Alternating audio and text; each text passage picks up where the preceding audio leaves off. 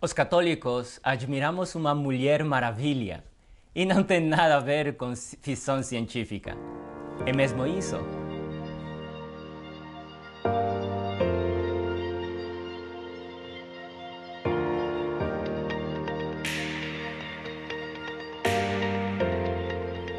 E aí, tudo bem? Sou o Padre Daniel Inestrosa. E tem uma escritora americana, Dorothy Murdoch. Ela apoia a teoria do Cristo mítico, basicamente que o Jesus histórico nunca existiu, mas que é uma mistura de preceitos pré-cristãos. Ok, disso a gente já falou em algum dos nossos vídeos, mas o que falar de Maria? Murdoch afirma que a Virgem Maria é, como Jesus Cristo, um personagem mítico, fundado em deusas mais velhas. Mas não é coisa só dos não cristãos. Tem cristãos que também afirmam que as crenças católicas sobre Maria são fundadas em antigas devoções pagãs. Esses ataques, geralmente, se concentram em sua virgindade, na sua maternidade e depois também na concepção e nascimento de Jesus Cristo.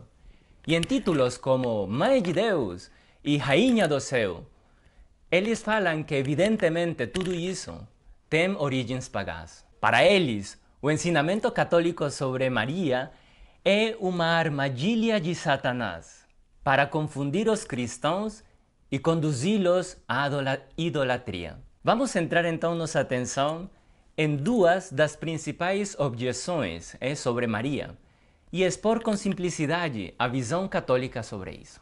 A primeira se refere à maternidade de Maria, Maria como Mãe de Deus.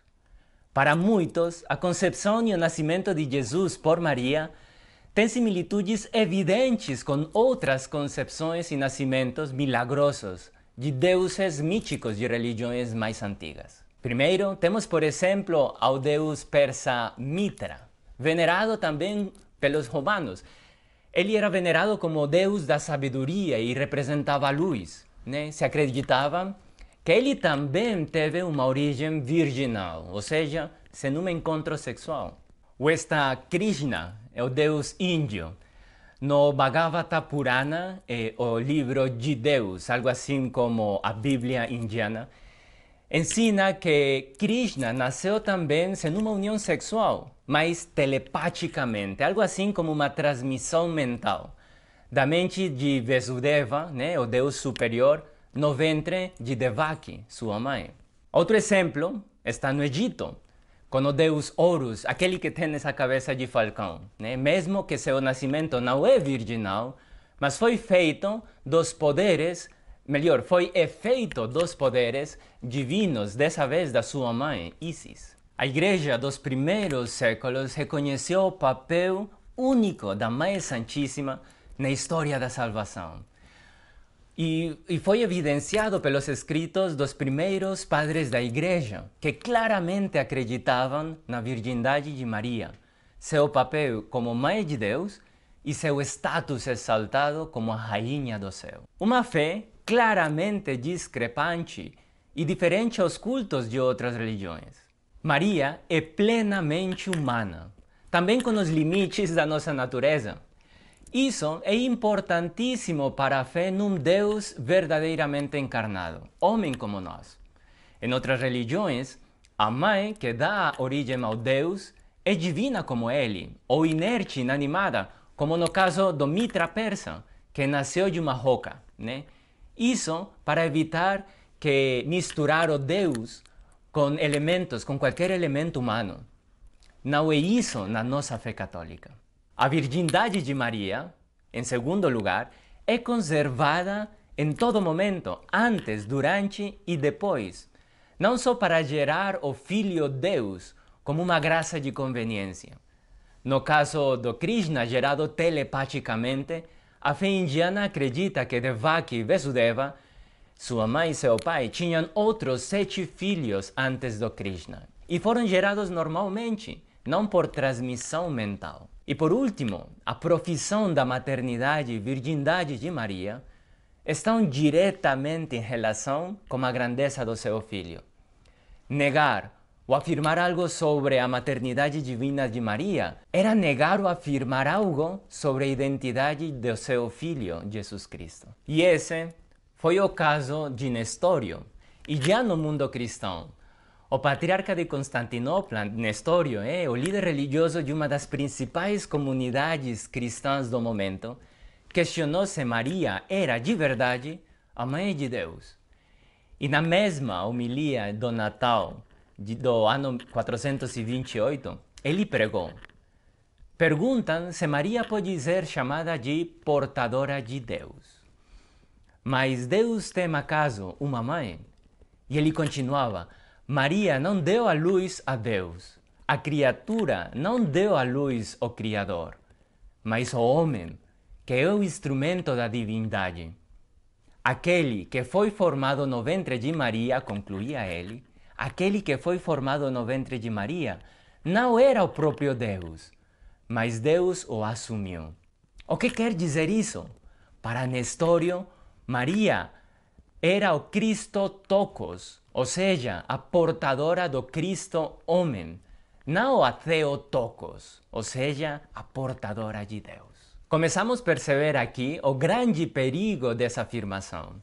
Um perigo não só para a nossa devoção mariana, mas para a nossa fé em Cristo, em Jesus Cristo. E, em consequência, para a nossa fé na redenção.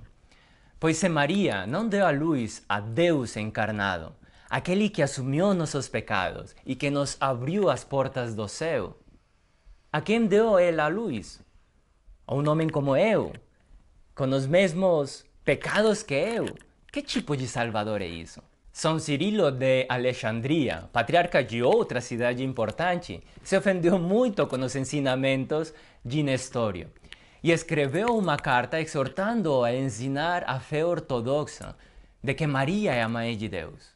E nessa carta, ele perguntava: estou surpreso desse questionamento sobre se a Santa Virgem deveria ser chamada de Mãe de Deus, pois realmente equivale a perguntar se o Filho é Deus ou não é Deus. Tudo isso nos ajuda a entender que a fé católica sobre Maria não foi uma questão de piedade popular. Foi uma verdade discutida, questionada, às vezes negada por alguns e sempre reconfirmada pela Igreja. No Concílio de Éfeso do ano 431, um concílio reúne católicos de várias partes do mundo e por isso representa a autoridade suprema da Igreja. Então, nesse concílio, se condenou o ensinamento de Nestório como herético, ou seja, falso, e reconfirmou que o título Mãe de Deus não é emprestado do mito pagão, mas reflete, sim, a realidade de quem é o Filho de Maria e o que a Igreja ensina e ensinou sempre sobre ambos, mãe e filho, desde o início. Essa aí é a primeira objeção sobre Maria como Mãe de Deus. Vamos passar para a segunda. Alguns que tentam ligar os ensinamentos marianos aos mitos pagãos também criticam para o título de Rainha do Céu. Alguns críticos, em particular usando das Escrituras, apontam para o livro de Jeremias, onde o profeta alertou os judeus que vivem no Egito, aqueles que ficaram lá depois do exílio de perder a terra prometida a Israel. E o profeta exortava eles a se afastarem das suas vidas idólatras. O que acontecia é que tinha alguns judeus que estavam queimando incenso para a Rainha do Céu, identificada como a deusa Ishtar, que é uma deusa da Assíria da fertilidade. Estes críticos afirmam que os católicos são como aqueles judeus de antigamente, que, usando o mesmo título em referência a Maria, adoram uma deidade pagã. Mas o erro aqui é uma confusão de contexto. O título de Rainha do Céu não está fundado na cultura das religiões pagãs, mas no contexto do reino de Davi, ou seja, de Israel. Para os judeus, a rainha não era a esposa do rei, mas sua mãe, pois os reis judeus eram geralmente polígamos. Uma vez mais, o título mariano de Rainha do Céu se refere à sua dignidade como mãe do Rei dos Reis. O Papa Pio XII ensinou em uma encíclica sobre Maria, Rainha do Céu, escrita em 1954, que o título foi usado desde as primeiras eras da Igreja. E é verdadeiro em razão de três coisas. A primeira, em razão da sua participação na missão salvífica de Jesus.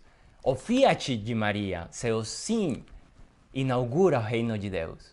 Segundo, em razão de seu papel na economia da salvação como intercessora.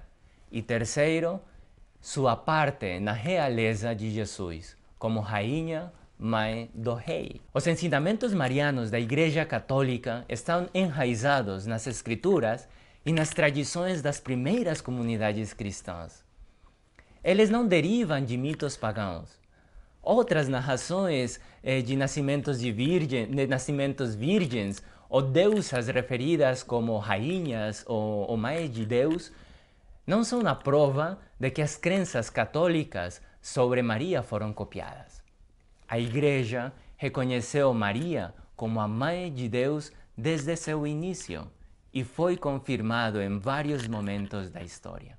Os católicos não adoramos a Maria, como muitos irmãos da fé protestante podem acreditar, mas ela possui sim um lugar único na história da salvação, já que seu sim foi essencial para Deus se tornar homem. A devoção a Maria é mais uma forma de professar a centralidade e dignidade do seu Filho, Deus encarnado e Salvador do mundo.